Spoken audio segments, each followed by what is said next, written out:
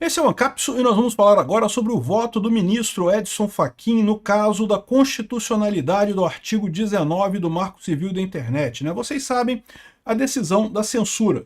O STF está votando basicamente para trazer de volta a censura aqui no Brasil. E foi um voto surpreendente, ele votou pela constitucionalidade, ou seja, ele votou contra a censura. Estava todo mundo imaginando que seria uma votação alinhada à política, ou seja, o Cássio Nunes e o André Mendonça votando pela constitucionalidade, pela liberdade de expressão, os demais todos em diferentes graus de vermelho ali, querendo mais ou menos censura no final das contas. E olha que surpresa, o Edson Fachin, o mais comunista dos outros ministros lá, votou pela liberdade de expressão também. Que coisa impressionante, né? É o que eu falo para você. A raiva com o bolsonarismo, com as redes sociais, é muito maior entre o pessoal da centro-esquerda, PSDB, PSD, essa turminha ali, do que com a extrema-esquerda no final das contas. A extrema-esquerda também tá no lado da liberdade de expressão no final das contas, né? Então, um voto surpreendente do Fachin e que tem consequências, tá? Por quê? Mostra, no mínimo, não, assim, vai perder, tá? Vai perder porque já tem a maioria pela censura, né? A maioria já votou a favor da censura. Então, ainda faltam o voto da Carmen Lúcia e do Cássio Nunes, né?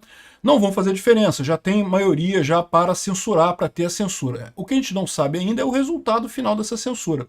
Agora, o voto do Edson Fachin foi um voto muito consciente e mostra uma coisa importante. Primeira coisa, que aquela união que tinha ali dos ministros já está quebrando. Por que está quebrando? Porque o Alexandre de Moraes tem feito tanta merda nessa história que o pessoal já está meio que sem saber se vai seguir mesmo esse caminho. Já está o pessoal procurando se salvar nessa história toda, né?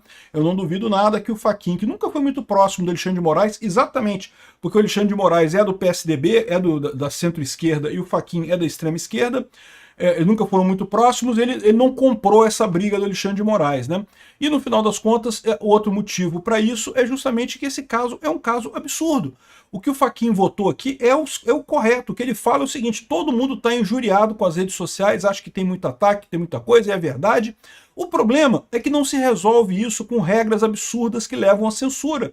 Não tem outra maneira de se garantir a liberdade de expressão que não seja exigir uma ordem judicial antes da derrubada de algum assunto. Ele está corretíssimo, né? Porque qualquer coisa diferente disso implicaria em criar um órgão qualquer que vai dizer o que é certo e o que é errado, e isso, em última análise, vai invariavelmente, todas as vezes que isso aconteceu na história, acabou sendo usado pelo governo para calar a oposição. Essa notícia foi sugerida por Carteiro, que extraviou a minuta do golpe, o único youtuber que para o intervalo, e os caras continuam vindo aqui ver meus vídeos, porque continua vendo, né? Senão não estava comentando no meu vídeo aqui, e várias outras pessoas. Obrigado aí ao pessoal que sugeriu notícias lá no nosso site, no visãolibertaria.com, e obrigado a você que está assistindo o nosso vídeo. Se você gosta do nosso conteúdo, por favor, deixe o seu like, se inscreva aqui no canal após o nosso intervalo. Bom, então vocês sabem, né, o contexto dessa coisa toda, né? O pessoal do PT, a esquerda, está querendo censurar as redes sociais. O Lula está desesperado com isso, porque o Lula está perdendo popularidade, está vendo que vai perder as eleições de 2026. O pessoal do STF não está satisfeito com isso também, porque sabe que a coligação PT-STF é a única coisa que garante o STF relativamente comportado, né? Ou seja, o próximo presidente vai indicar 3 ministros do STF, se for alguém da direita, indicar 3 ministros que já vão fazer aí 5 ministros mais à direita. Ok, eu sei que o pessoal vai dizer que, não, mas André Mendonça e Cássio Nunes não são de direita e coisa e tal. Mas você entende o ponto, né? É mais a direita. Dá para ver claramente que eles são menos à esquerda que o resto da galera, né? Então, ou seja, seriam 5 ministros mais neutros ou mais à direita lá no STF, e aí basta ter mais um impeachment de um único ministro ou algum único ministro pedir renúncia, que você já tem 6-5 para o nosso lado. Ou seja, a gente já pode, até 2030, reverter todas essas lambanças que o STF tem feito na liberdade de expressão e em tantas outras áreas aqui no Brasil, né? Então, a esquerda está desesperada, parte do STF está desesperado porque quer que a esquerda ganhe em 2026. Então, a esquerda e o STF estão desesperados por quê? Porque eles queriam destruir Bolsonaro. O plano sempre foi esse, né? Eles achavam que bastava tirar Bolsonaro da presidência, que Bolsonaro iria sumir. Bolsonaro não sumiu, continua tendo um apoio muito grande. Não, vamos tornar ele inelegível que ele some. E tornar ele inelegível, e ele não sumiu, ele continua tendo apoio. Não, vamos acusar ele de um monte de coisa, importunação da baleia e não sei o que lá, um monte de coisa, joias Não, não sumiu, não, continua não sumindo, né? Ah, não, vamos dizer que ele fez um golpe. Não, porque golpista, vamos prender o cara. Eu espero que eles não façam isso, porque seria uma injustiça enorme com o Bolsonaro. Mas mesmo que eles cheguem a fazer isso, não, o Bolsonaro não vai perder a popularidade dele, porque o que esse pessoal está faltando ver é que o que aconteceu é uma mudança na estrutura do povo brasileiro. O povo brasileiro está indo mais para a direita, né? E aí eles olham para a situação e chegam à conclusão que a culpa disso é das redes sociais. De certa forma, sim, é das redes sociais. Por quê? Porque as redes sociais permitiram que as pessoas conversassem umas com as outras, e as pessoas no Brasil são naturalmente mais conservadoras do que a elite aristocrática socialista brasileira, são mais religiosas que essa elite também. Então, para surpresa de zero pessoas, o povo começou a se mover para a direita, uma vez que pôde conversar entre si, estabelecer grupos e bater papo e coisa e tal. No final das contas, eles estão achando que a internet está manipulando essas pessoas, mas não está. O que a internet está fazendo é simplesmente deixando as pessoas conversar entre si. Isso é apenas aflorar o que as pessoas são naturalmente em termos políticos. O que acontecia antes é que era o erro. Porque antes, como você tinha poucos caminhos para buscar informação, você acabava caindo nas narrativas da Rede Globo, né, das grandes mídias, das grandes empresas de mídia, que são fortemente esquerdistas. Né? A Rede Globo fica aqui no Leblon, pô, esquerdista pra caramba. O auge ali, Jardim Botânico, Leblon, aquela área Lagoa, a área mais esquerdista do Rio de Janeiro toda, né? Então, ou seja, o que acontece é exatamente isso, né? O que aconteceu não foi que a direita cresceu, foi que a esquerda diminuiu, a esquerda perdeu o poder, né? E aí aflorou o conservadorismo, que é normal no brasileiro. Só que o pessoal ficou chateado com isso, não quer de jeito nenhum, temos que dar um jeito de censurar as redes sociais.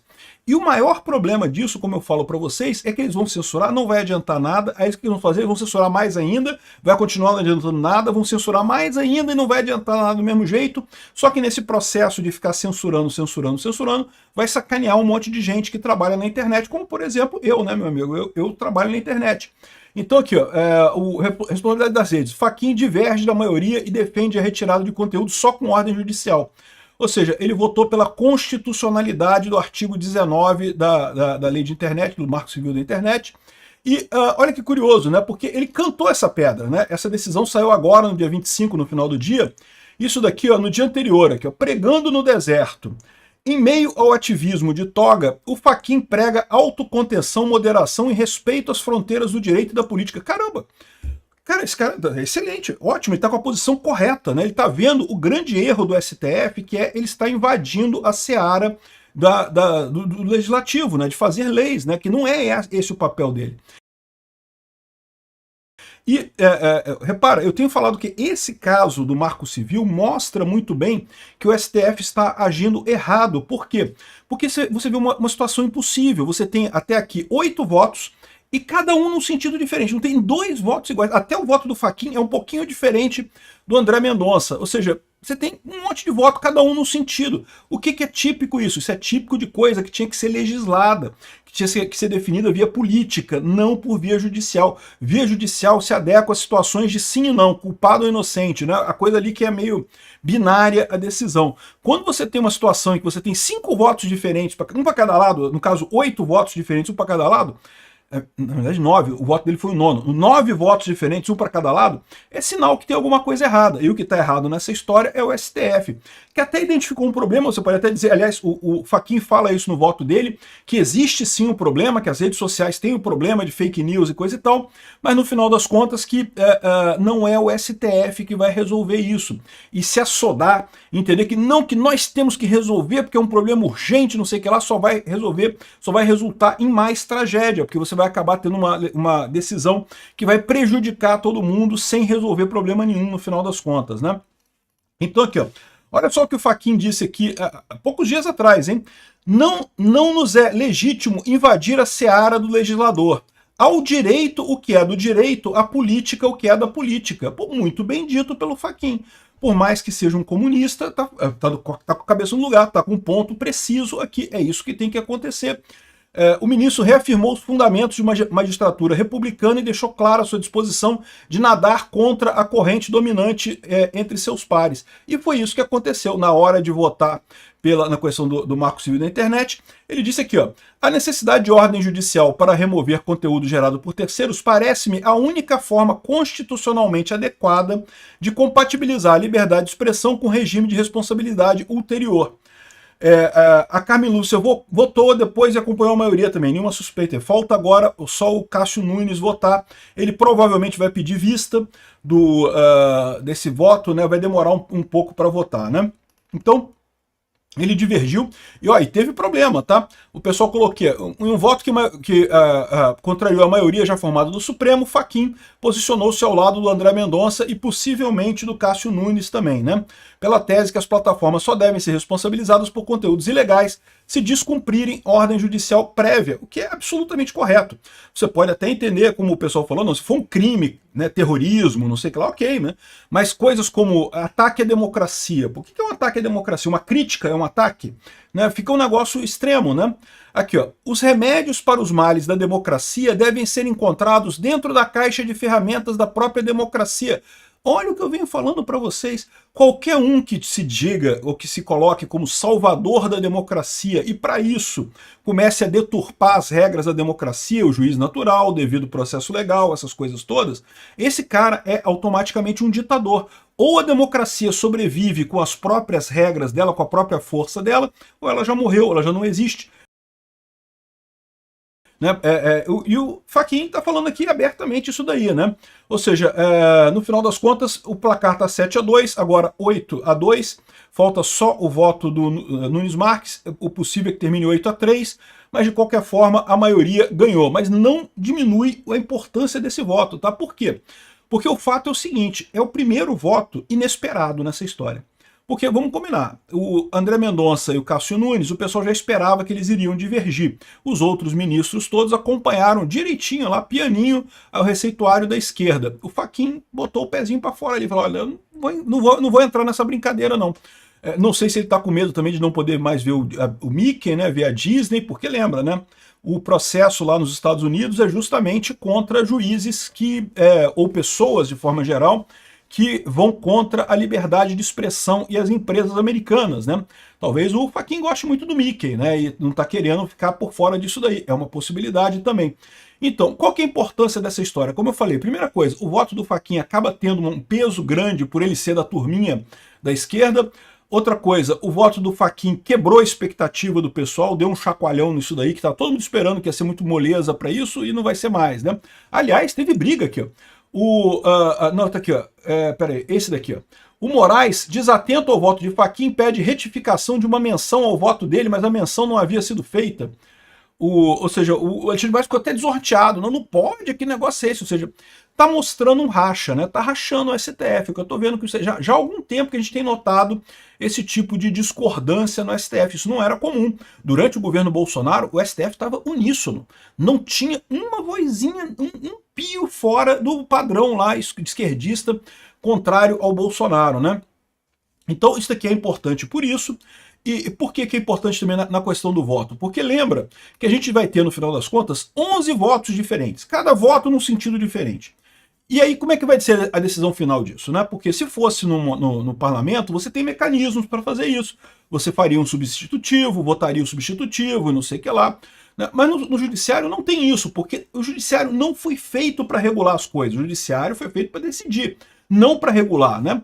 Então, ou seja, o voto dele pode acabar tendo um peso na hora de definir qual vai ser o resultado final dessa história toda, né? Temos que ver agora qual vai ser esse voto final, que vai ser... o Cássio Nunes deve pedir vista, o Barroso falou que vai estruturar, vai nesse meio tempo negociar e tentar estruturar um voto, falou que vai fazer um almoço com a galera para bater um papo, né, e decidir como é que vai ser a coisa, e vai estruturar esse voto. Mas seja lá qual for esse voto final, é uma coisa absurda, porque não tem a publicidade, não tem o debate, foge do interesse público brasileiro, é mais um absurdo que o STF está fazendo.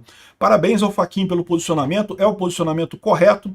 Infelizmente, esse STF que está aí está impraticável no final das contas.